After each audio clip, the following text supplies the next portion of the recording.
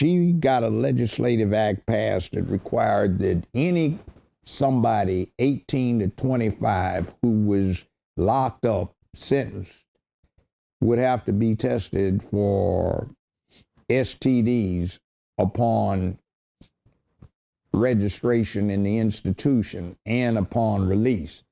So what CDC found out was that you were having 4 to 6% going in HIV positive, and after 3 months, 90 days, you were getting somewhere around 64, 66% HIV positive. Hold on.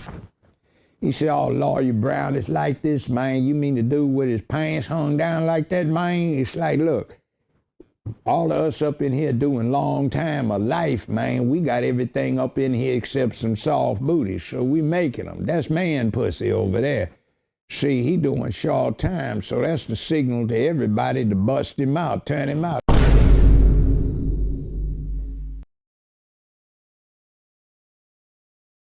YouTube, what it do is your boy Vick Reacts. Bumming at you with a brand new video. Hey man, today we got a banger, man. Today we got Joe Judge Brown. The title of this video is "Any Man Locked Up for Over 14 Months. There is a 92% chance that they have done this." What is he talking about? I don't know. We finna get into the video. Before we get into the video though, man, if y'all like that intro that played at the beginning of the video, be sure to like the video, because if you like the intro, you're gonna like the video. Comment you got something to say about the video or me. Subscribe if you're new and mess with the content, man. Without further ado, let's get into it. I want to talk about how rapes in prisons have an immense impact on the black community, right? According to reports, I know this number sounds low, but it says, according to reports from the Justice Department, more than 200,000 prisoners are sexually abused every year, right? When someone is raped in prison, there is a high probability that they contact some type of disease along with mental damage from that traumatic experience. How does released inmates who have been raped impact the physical and mental health of the communities they return to? Okay, I'll talk about that. I was a judge, got elected to 2 8-year terms, criminal court judge in Memphis. And at the time I was presiding on the bench in Memphis, Memphis had the dubious distinction of being number 5 in the nation in absolute numbers of state criminal charges that were prosecuted or resolved. It was Los Angeles, New York, Chicago, Dallas, Memphis, Houston, Miami, and Detroit in that order. Now, 1991 and 2, CDC, the Centers for Disease Control, sent a special hit team to Memphis because of the extremely high incidence of HIV that had developed in the penal system in Memphis. Memphis has, or Shelby County, where Memphis is located, has the dubious distinction of having more inmates than any other county in the entirety of the United States.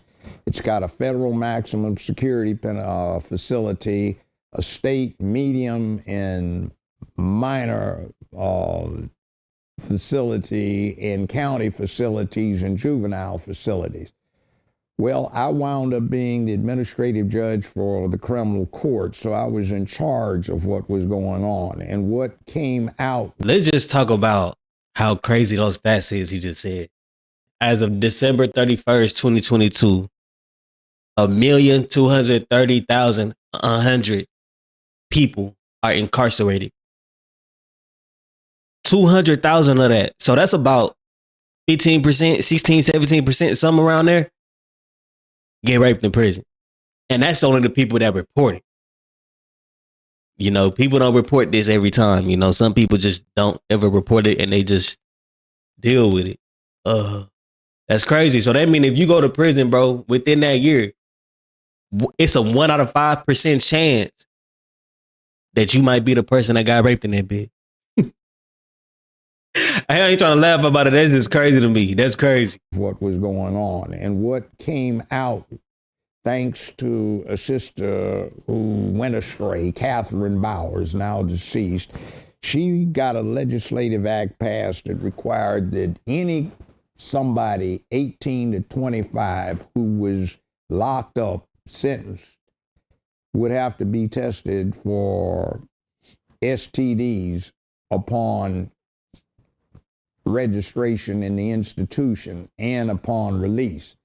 So what CDC found out was that you were having 4 to 6% going in HIV positive, and after 3 months, 90 days, you were getting somewhere around 64, 66% HIV positive. Hold on, Fire. You said it went from 4% to 60-something percent? Because what was going on is if somebody had been incarcerated for 9 months, there was a 92% probability that they had engaged in either voluntary or involuntary homosexual contact with some other inmate. The bad problem is that what was going on in, say, Memphis is in certain areas of Memphis, you had a situation where 9 out of every 11 male blacks between 18 and 29 were not just on probation or parole, but were actually incarcerated. So what wound up happening is you had 8 out of every 13 females in the same group had the problem. But what was going on is the 2 out of 11 that had already done time were out there dealing with the remaining 4 women out of that group who were not on probation or parole. Typically, women didn't get the time. They got put on probation or parole more so than the guys. So you had a massive HIV problem. And I would have every last Thursday in the month reserved for petitions to suspend remainder of sentence, where people were locked up in the county system where I still had jurisdiction. I can remember one instance where I had like 23, 24 people applying for petitions to suspend remainder of sentence on this one particular Thursday. And 11 of them were interesting because I'm reading their reports and they had each had homosexual contact with each other, and all of them were HIV positive. So their defense lawyers wanted to approach the bench and asked me as the court not to publish this. I said I'd take it under advisement. Now I'm listening to all of these women come in and they wanted their man back so they could take up habitation with him again and, set up the family. So instead of dealing with them one at a time, I dealt with all of them and reserved ruling. And I called all of these women back up. I was pretty good with names then. So I said, Miss Thompson, Miss Jackson, Ms. Willis, Miss So-and-so, would you please come back to the bar there? Said, now each of you has indicated that you wish to take back up with the individuals you have testified in support of. Is that correct, ma'am? So, okay. The court has been asked not to reveal this, but the court must, in the interest of public safety, disclose to you the fact that each of these individuals that you have testified in support of is HIV positive. 4 of them have active cases of AIDS. And that means, and one of them says, oh, hell no, ma'am, please. What that means is if you have sex with them, you are dead. There is no known cure. This is like 93, 94. And the court feels that it must apprise you of the danger. See, but that was a regular thing. And it was a complete regular thing because most of these dudes that they already messing with been down before. In the situations where these females be attracted to street dudes, which is a lot in the black community, you find them knowing that they man going to jail, coming out, they with them for a couple days or a couple weeks, couple months, they go back in for a couple days, come out, like it's a back and forth thing. And the females don't never stop to think like he's going back voluntarily. The stuff that he's doing to go in there is nothing that's worth going back in there for. What's a common thing people go to jail for? Getting pulled over with weed, man, I can't even think, but just think of any instances that people go to jail commonly for. Usually you only go there, if you're not that type of person that just want to keep going to jail, you're going to go there one time and make sure that you never do whatever you got caught doing again so that you don't have to go again. Most of these dudes be willingly going back in. The females don't never stop to think like, damn, maybe this dude is fucked up. Or damn, maybe I should get him checked. Or maybe, damn, I should check myself. The females don't even be checking themselves, bro. So they could be carrying it. They don't even know. They call themselves moving on from the dude. The next dude come in after the play and start, you know what I'm saying, talking to her. Now he got it. And you know, most dudes don't get checked at all. Most dudes don't get checked at all, bro. I'm a dude, so I know. We don't be worried about that. My nigga, we don't even be having doctor appointments, bro, unless you got some insurance. That's your job. Facts. So this is the thing that they're just secretly getting carried. People don't even know they got it. They giving it on to others, don't even know they're giving it on to nobody else. And then they don't even know if the person they got it because they don't even care to check or let them know, hey, did you go take your test? Did you take a panel? Like, it's not even been asked. And that's tough, bro, because it's just tough. That's just tough, man. So you're looking at all of these people that are going for bad, and they've been booty busting each other. And see, not only that, there was another thing too, which dealt with rape. What was happening was very interesting. I'm not talking about these cases where it was a dispute over somebody said they were going to pay somebody's rent, so somebody got mad when they didn't and accused them of rape. I'm talking about when you had an actual rapist, and this has been going on longer than when I was on the bench because I was a criminal defense lawyer. So I would have somebody that, got a bogus case, somebody's mad at him and then they recant the rape accusation.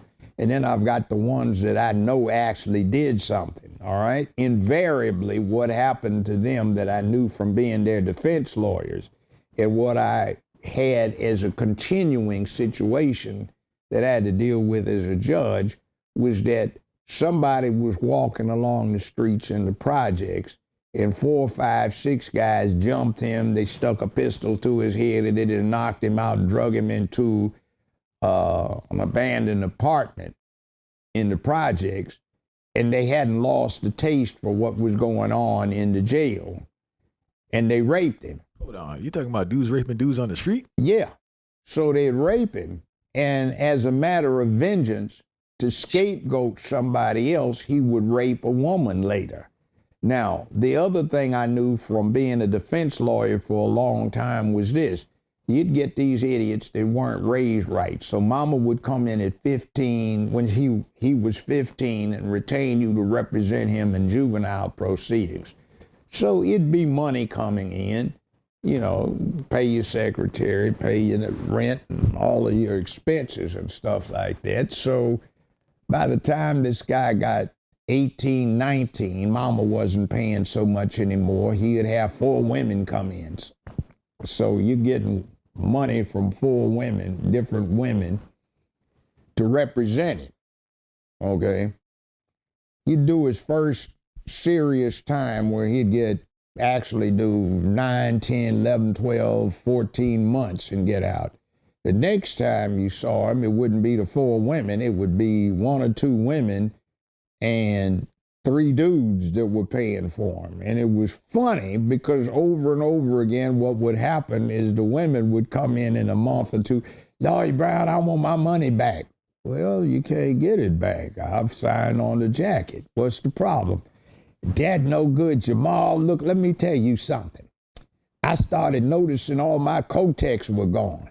And then I figured out, what is his butt bleeding like that for? And then I found out he was dealing with these 4 sissies down at the other end of the hallway in the same building I'm in, and then coming down trying to deal with me. So, and it's kind of like, damn, ain't that common? Can't you tell that? Can't you just look at the situation? Just sit down one night and just look at the situation and be like, what am I involving myself in? And just think about the situation. Like, am I the only person that does that? Like after my life been going on for some while, you know, I've been doing the same routine every day. It's never been a time where you just sat down and was just like, let me think about what's going on right now in my life. You know, see where I can improve myself in, you know, see what I'm not doing no more than I used to do, you know, just to, you know, basically just a a mind cycle. Y'all don't do that. It's like, why the females don't do this shit in any of these situations? They just sit there and keep going with it, keep going. That is crazy. But this is a known fact. This is a known fact. If you in the community for real, you know this. Yo, there's a real scary part to it because I'm not saying all. I don't want to be clear, right?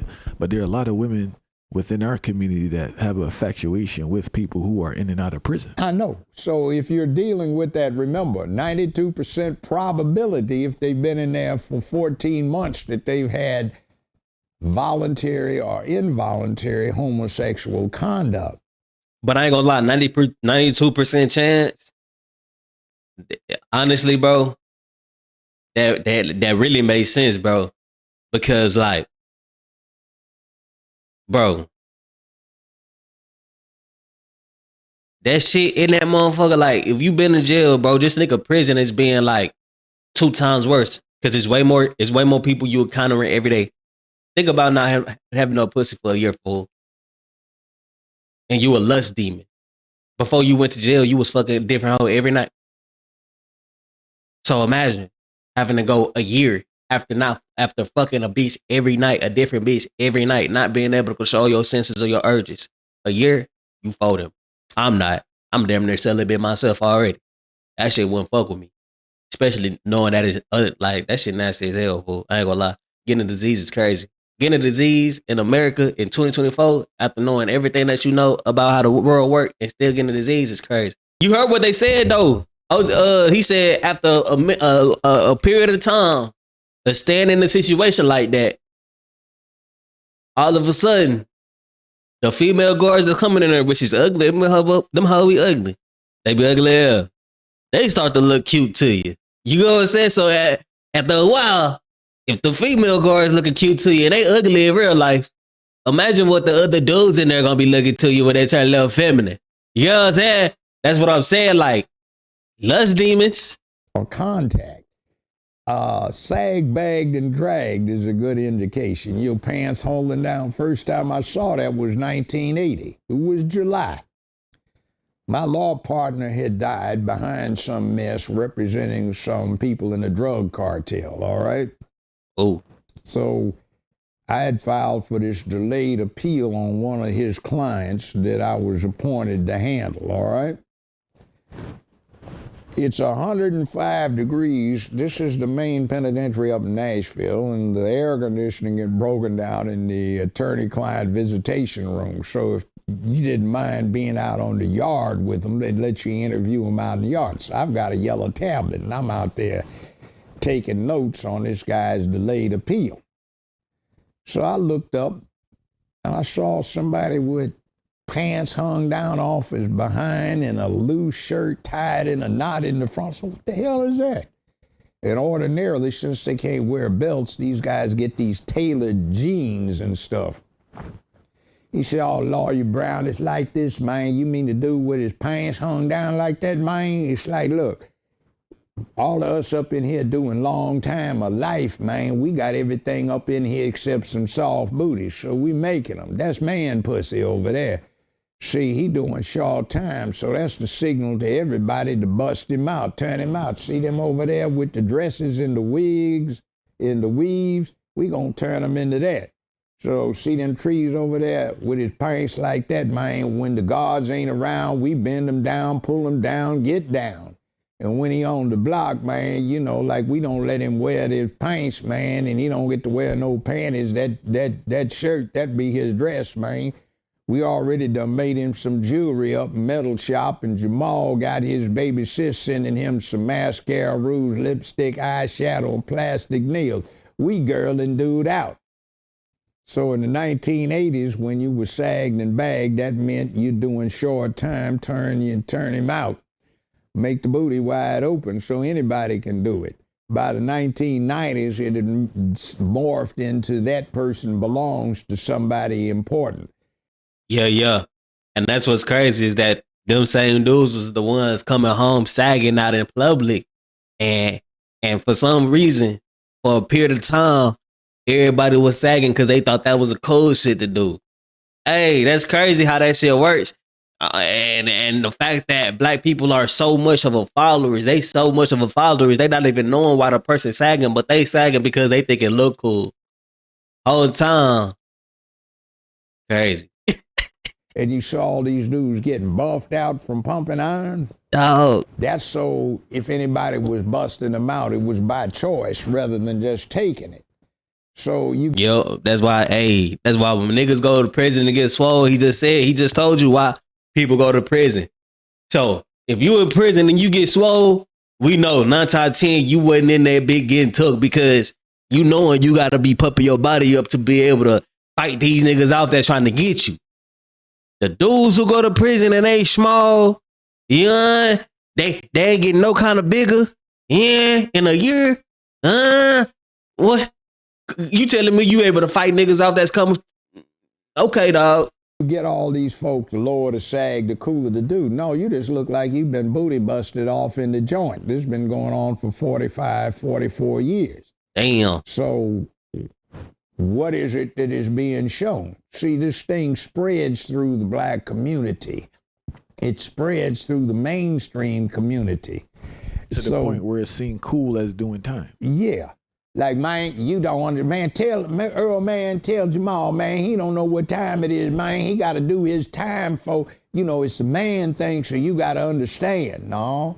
Why do you say you have to be in the slave quarters before you can understand manhood? That's because you've never dealt with a man. See, everybody that's being a man got a job. He a little raggedy. His car's not cool. And mama's sitting up there. Look here. Mama done give you all this good loving. I know you got something for me. And then he comes by there. You better hurry up. You better get what you gonna get. You ain't gonna wallow up in this for that little piece of change all night long. And he hardly got up and wiped himself off, got to his ride, parked behind the dumpster, and he's left. And mama's on the phone, baby, you know that ring you wanted down in American loan? Well, mama needs some good loving. You come over here tonight, give mama some good loving. We go shopping tomorrow. Yeah, but that's crazy though, because it is, he's speaking on real life situations that y'all don't like the regular people don't know because they not really plugged into this lifestyle. But like, if you really plugged into this lifestyle, like Judge Joe Brown is, he plugged into the lifestyle because he was judged and he seen the type of people that he kept seeing, the same type of stereotypical people. He kept seeing those same people coming in. And so he knowing the stories because they all got the same stories. They all basically living the same exact life, bro. All of them living the same exact life. So all the stories going to correlate with each other. And it makes sense because, hey, at the end of the day, them dudes who don't want to make no money legally, they don't want to get a job, they're going to have to do stuff like this. They're going to have to demean themselves to be able to make money. They're going to have to sell drugs to kids and not even regular drugs. I'm talking about drugs. They're gonna have to sell drugs to kids and fuck up their mama, sell drugs to people, mothers that they know have to be right in their head, but they still choosing to sell drugs to them. That's gonna fuck them up. You get what I'm saying? They have anybody that don't want to make a job. Don't want to work a job is not an adult. Period. If you looking for an easy way to life, there is no easy way to life, bro. Doing those illegal things or turning yourself out just to get paid from a sugar mama or a sugar daddy, that ain't it, bro. You taking the cheaper way to life and you never gonna feel accomplished with what you're doing because you is demeaning yourself. You literally lowering your self standards just to be able to make money to compete with people who work regular jobs that actually could come home happy because they know they being an adult. They knowing they doing what they have to do to make to pay the bills. They knowing they doing what they have to do to live a good life. And they happy with the results because they're riding with no fear of getting pulled over. They're riding with no fear of, oh man, if this person cut me off, I'm done. Like what? Like imagine living your life like that and thinking you actually living a good life and thinking you're going to be older and be happy with that life. Man, it's only one way that life take you. It don't take you to success. Even with the OnlyFans models, that don't take you to success. When you get older, you will understand that everything you did younger, you going to literally regret that. And I only say that, I'm not an OnlyFans model. I don't know any. But I only say that because I watch videos of older females who were porn stars and stuff like that. You get what I'm saying? Like at the end of the day, if you're doing something, look at the lives of people that's doing what you're doing, that's older than you, that have lived it. Look at them, because they're going to tell you the ups and downs to it. If you're doing something that has a low amount of downs, then you in a good field, straight up. And that's how easy it is to look at the situation and see if it's a good situation to go into. If it's a low percent of success, why would you do it? Why would you do it? So the kid is watching somebody hustle his mama. Mama willingly gets hustled. And the guy that's got the job acting like a man, he's looking down on him. So I had a remarkable achievement, which was the statewide recidivism rate was universally about 80%. In my courtroom, it had dropped down to 18, and it was dropping when I retired in 2000.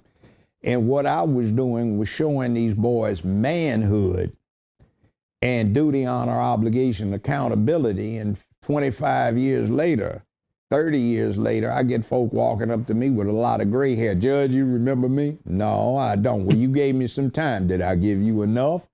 Yeah, but it was that manhood thing. I'm a grandfather now, and you know, all my grandchildren, I make them stay in school. I don't pay any, play that, you in school. And all my children are doing all right, and I've been married for 27 years. I want to thank you for what you did making me a man. Mm-hmm. And see, when you... Because that's the most important part, man. Most of them kids that's doing those crimes just don't have a father in the household, and they don't know how to be men. You know, a lot of situations going on now, especially with the transgender stuff. All these things, bro, are because there's no fathers in those households telling the kids the right thing to do. You notice it's never women wanting to turn into men. It's always boys that's wanting to be girls. Always. Like, don't get me wrong, it is some gay studs or whatever, but they're not to the extent fucked up in their head to where, oh, I want to grow a dick. Oh, I want to actually be a... No, they don't actually want to be a man. They still want to be a female. They still want you know what I'm saying? They thing ate. They still want that cat ate up. They still want to get messed with a little bit. Most studs still mess with men. Like, so it's not even a thing where they fucked up in the head. It's just basically they cosplaying the man. That's it. They just cosplaying. But the dudes that's actually gay, bro, they be trying to actually be females. They be trying to be females, dog. And you got to think about that in the situation. It's like, bruh, shit fucked up, man. But it's only because the father's not in the households, or the father's not putting their foot down and making the kid understand, look, I know you want to take the easy way to life. You're not going to get, you know what I'm saying? Just talking to that motherfucker. It's your kid. Talk to your kid how you supposed to talk to a kid. You a man. You can't be scared to associate your dominance. We dominant. Come on. You get people wanting to be a man. They don't tolerate all of this BS that everybody else says is normal. Well, not everybody, but too many say is normal because they've been propagandized. See, it used to be, well, Hillary Clinton bastardized something. She said, it is the responsibility of the village to raise the children, all right? That's a takeoff from a Yoruba proverb that says, O warrior or hunter, fear not if you die in the cause of your people, because your sons will be raised to manhood by your village to take your place. You got to have a village in a place, though. If you don't got a village in a place, like nowadays, you don't have a village in place. It's not the same thing. Manhood, not just raising children. And you see, our whole society now has been corrupted by toxic masculinity. And that comes from the late 60s when I used to hear all across the country, you know, Black Student Alliance, we'd travel around and you'd hear these speeches about toxic masculinity. All masculinity is toxic and evil. Therefore, we must do something to change the way boys are raised to men. So you have unisex child rearing, unisex child clothing, Boys play with dolls, no war toys, cap guns, water pistols, or anything like that. It's all right for boys to cry, to be emotional. And the last damn thing you need is an emotional edition of the apex predator on the planet Earth that kills better than anything else walking, flying, or swimming, or slithering through the countryside.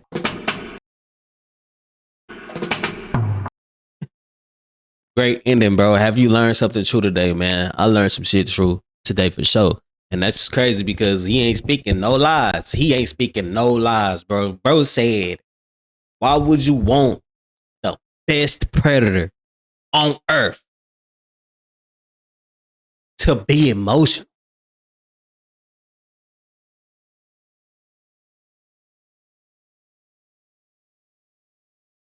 Like, if you believe in God, bro, why would you want God to be emotional?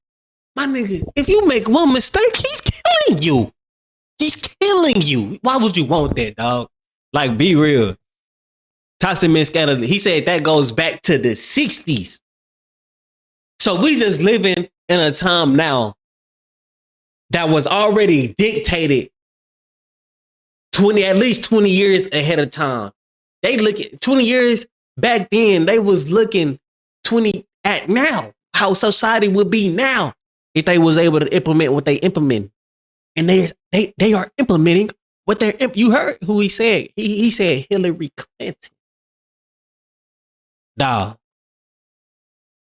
What political group does she align with? What political group has been in control over the Americas mostly since then? It's fucked up, dog. I can't lie. It's messed up. The fact that people don't recognize this, people don't understand this, people don't even look for this. People don't even, they hear something like this and they throw it out their mind immediately and go on about their day like this don't matter. All of this is matter, bro. History dictates itself. The stuff that he was just saying that he was seeing and going through now is at a rampant high possibility of chance of happening now because it's way more kids getting locked up throughout that juvie age now. Way more. And they're getting 5 years, 10 years. They're getting out in, you know what I'm saying, 3 or 4. They having to do 3 or 4 years, bro. If any man locked up over 14 months, there's a 92% chance they have engaged in a homosexual act. Do you know what that means? Is that 92% of the people that's going to jail, especially black males, that's going over a year, has done a homosexual act in there. Rather it was taken or receiving. Rather it was mutual or non-mutual. You know what I'm saying? It still happened. So understand this. When you place yourself in certain groups and things of that nature with these certain guys, especially if they haven't got the right guidance in there, like how Judge Joe Brown said he gave them men classes or whatever. I don't know what that is. I don't know what it pertains, but that's how you actually help somebody in prison, bro, is by giving them classes, anger management classes, just classes of understanding themselves and understanding how to actually act in public and how to do things and actually how rewarding a real job is versus the streets. You know, you have to teach them that because the reason why they're in that position is because they wasn't taught that. And then once they're taught that, they will stop doing those certain things and actually understand how much, honest living actually matters. But at the time that they're doing these crimes, they don't understand this and they're not getting taught that. And then we know that 9 times out of 10 is because the father not in the household. So then we know why the father not in this household. Either he made a bad choice with the woman or he just one of those guys that just don't give a fuck. And regardless of the fact, if he don't give a fuck, it's because he probably came from a fatherless household and he still has to learn how to be a man neither. You know what I'm saying? So this is the thing that everybody is saying is that we can't dictate our future right now, bro. We can't. We can plan for the future 20 years down the line with things that we do with our kids because we can't really change. But we could teach our kids how to do it the right way. And what that does is gives you more avenues because that brings it down to your kids. So if you know that you're going to teach your kids right while you living, you can actually plan for your grandkids. You know, it's kind of smart that you could do that, but you have to get ahead of your own life first to be able to do that. I ain't gonna lie. That takes a lot. You need a lot of money. That's what it takes. And you know, health insurance, very important thing. 401ks, way more important than any insurance things, anything of that nature, bro. 401ks, retirement packages, IRAs, index funds, way more important than insurance, bro. The health insurance isn't even a beneficial thing. Even whole life insurance isn't. Because yeah, you could borrow into it or whatever, but bro, you have other things like 401k, RA, Roth RAs, index funds, stock fund, bro. You have bonded bonds. You have so many things that you can invest in that's way better than any life insurance plan. That's going to guarantee you to be rich when you're able to get that money out. Even if you die before you can get that money out, your kids can get that money out, or your loved one can get that money out, and they can still use it to the beneficial. If you actually a man and you tell them and you teach them the things that they require to know to be able to put that money in a good direction. You know, that's all it is, bro. Our job as men is only to raise the kids up to know, to be able to operate life in an honest manner and to know what they have to do to get the resources that they need and know how to valuably and actually use the resources that they get. That's it, bro. It's not that much to it. It's easy. Life is easy, man. Only way life will be hard is if you make it hard by making dumb decisions. That's it. And I'm not saying that because you made dumb decisions, you can't be successful. Because you can be. I made a lot of dumb decisions. We're human. People understand that we're going to make dumb decisions. But you have to show that you understand your mistakes, that you learn from them, that you won't commit them again, and you have to do it consistently. And that takes time. So you have to do it for a minute, you know. But once you're on that path, bro, you should never look back. You should know that life way better than what it was. You should be living proof yourself.